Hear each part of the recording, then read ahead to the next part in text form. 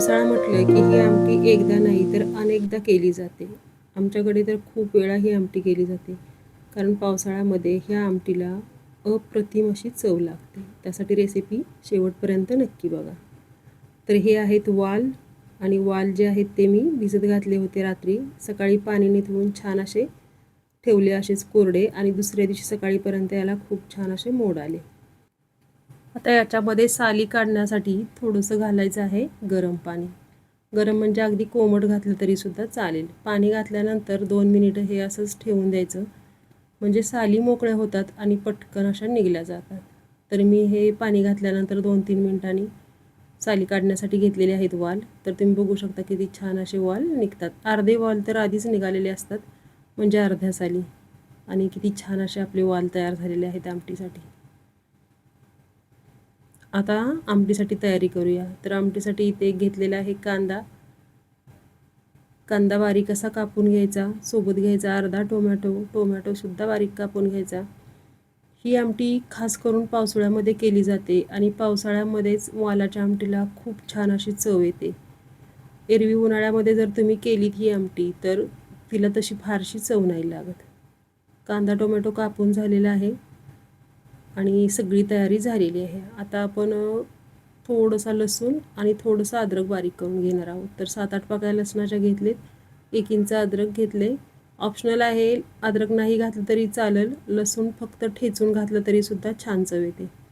तर अशा प्रकारे मी जाडसर वाटून घेतले आलं आणि लसूण. आता आपण फोडणी करूया. तर गॅसवरती पातेलं ठेवलेलं आहे. तेल घातलं. साधारणतः हे छोटे 3 चमचे तेल घातलेले आहे मी. तेल जे आहे ते तुमच्या आवडीनुसार कमी जास्त करू शकता. जाडसर वाटून घेतलेलं आलं लसूण घालायचं. थोडंसं भाजलं की त्याच्यामध्ये घालायचा कांदा. कांदा छान असा लालसर रंगावर येईपर्यंत भाजून घ्यायचा आहे. सोबत घालायचा आहे कढीपत्ता. आता घालायचा याच्यामध्ये टोमॅटो. कांदा छान लालसर रंगावर आलेला आहे. आता मसाले घालूया. पाव चमचा हळद, अर्धा चमचा गरम मसाला, अर्धा चमचा जिरे पावडर इतकाच मसाला घातलेला आहे मी. आता हे व्यवस्थित मिक्स करून घेऊ आणि याच्यामध्ये घालायचा टोमॅटो.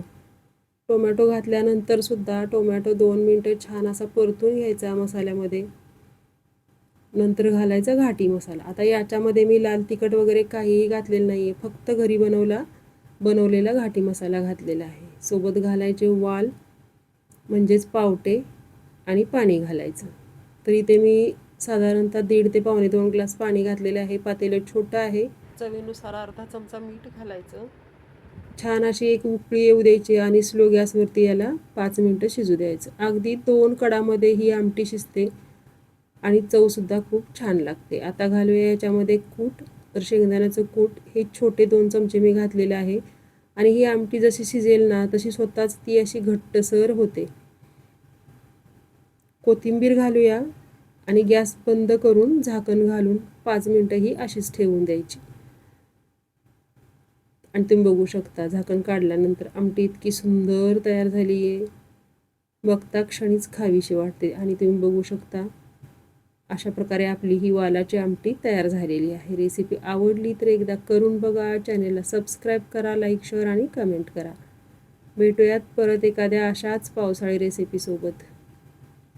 तर तुमच्याकडे ही आमटी करतात की नाही कमेंटमध्ये मला जरूर कळवा मंडळी.